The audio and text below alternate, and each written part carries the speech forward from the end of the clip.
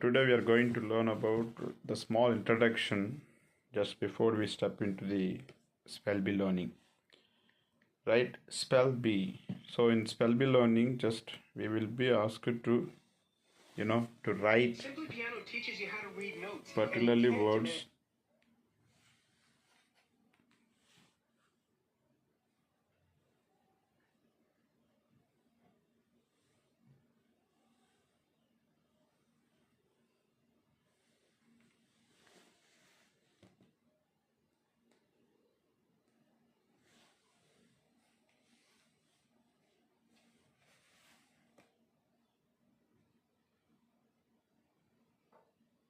Yes.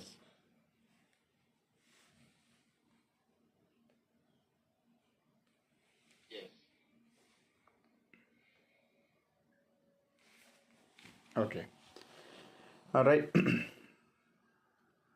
In the spell bee part, we have different levels. So in the levels, among all the levels, the first level is it seems like a dictation. Dictation. It is a dictation that we face in the classes. That is quite different. This is different.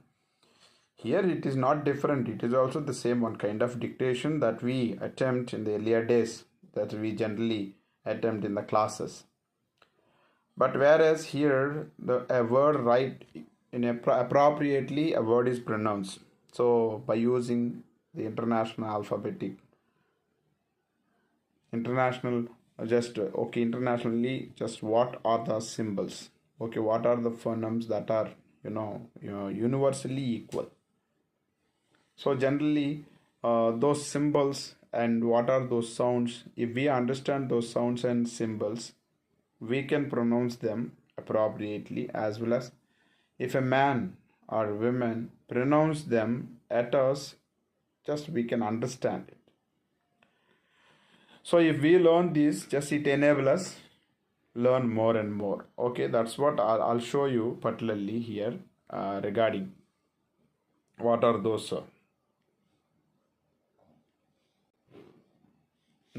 right.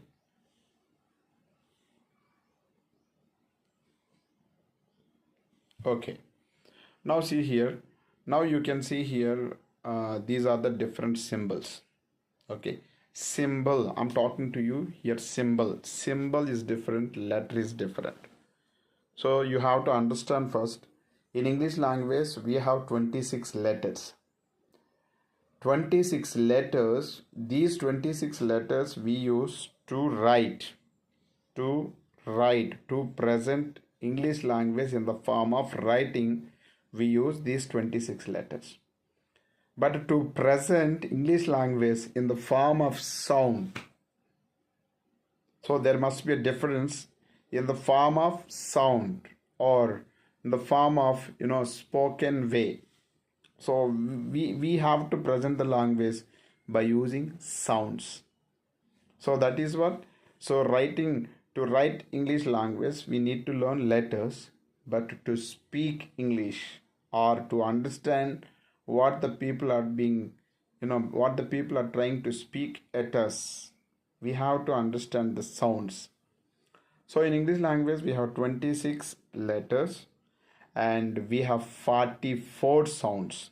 44 sounds.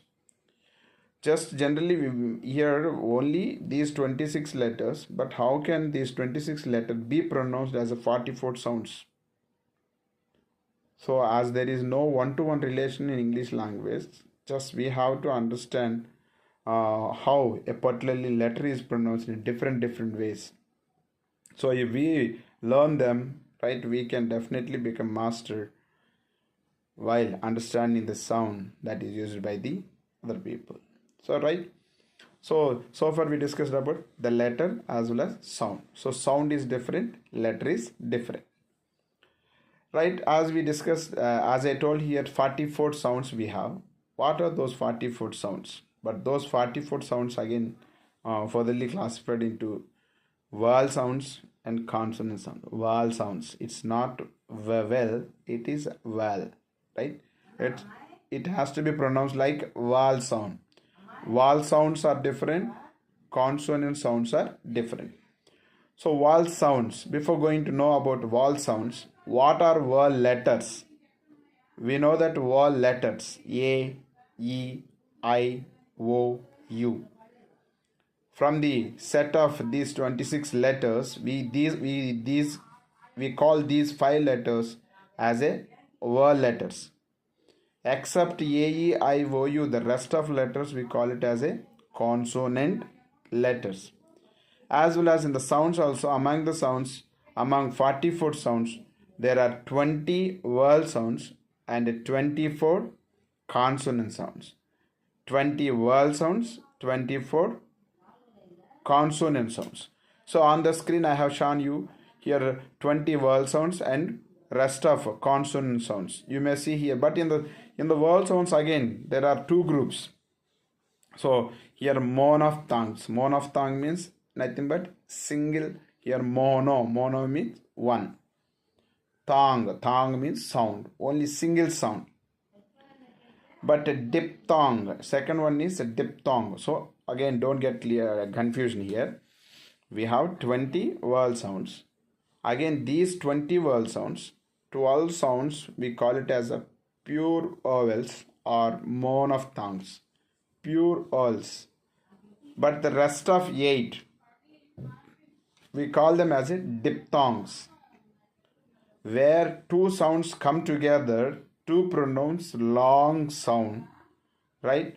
So to pronounce long sounds, so that is what even while learning Hindi Varnamala, you would have learned like the first sound is a, the second sound is a, right? We generally say that a ki matra. Even teacher would say to you a ki matra. So there is a difference while pronouncing those two. There is a difference. Like, so the first sound a we pronounce like a short sound, but whereas the second sound we pronounce somewhat lengthier, somewhat longer, right? So that is why we pronounce like right? So in English language, to pronounce such a long sounds we use diphthongs. To pronounce short sounds we use monophthongs, right? So monophthongs are 12, diphthongs are 8. These 12 plus 8, these 20 sounds are vowel sounds. So as we know, there are 44 sounds. Out of 44, if we subtract these 20 vowel sounds, the rest of 24 sounds are consonant sounds. So bottom of the in this table, in the bottom of it, there are consonant sounds are there, like pa, ba, tha. So yeah, the sounds, that's what here I'm pronouncing these sounds. But if you are aware about those symbols, in what way a symbol has to be represented, if a particular symbol is represented, in what way it has to be pronounced. So, okay, we can easily find out how to pronounce it. So that is why if we go through a standard Oxford dictionary, after the word, generally the phonetic script is followed. Okay, we do not know how to pronounce the word, but if we know the phonetic symbols, by going through those symbols, we can identify in what way a word has to be pronounced. Right? So if we learn like these all symbols, it enables us read well. And not only reading part, but also it enables us to understand if the native speaker has spoken a particular sound in his own way. In his own way, in the sense, the way which is acceptable. Now we pronounce different sounds. That is according to our convenience we pronounce. But it is, I'm not talking about to pronounce like that. Right? So it has to be pronounced appropriately. Right? To pronounce it appropriately, we should know what are those symbols, in what way a symbol has to be pronounced. Right? These all things. So as we have 44 sounds, those 44 sounds, what are those 44 symbols? Each symbol, in what way we pronounce. Here you may observe while I'm talking to you, here my mouth is moving this side, that side, this side, right? You know, it is generally taken place as I'm trying to pronounce it a word or particularly a sound appropriately. So that is why our articulatory organs, articulatory organ means in the mouth we have 13 parts that involves in speaking part. So these parts we call it as a articulatory organs. These all organs has to be used appropriately to pronounce a particular sound appropriately and accordingly. So that is what these all things if we learn, we will be masters in the spell bee part.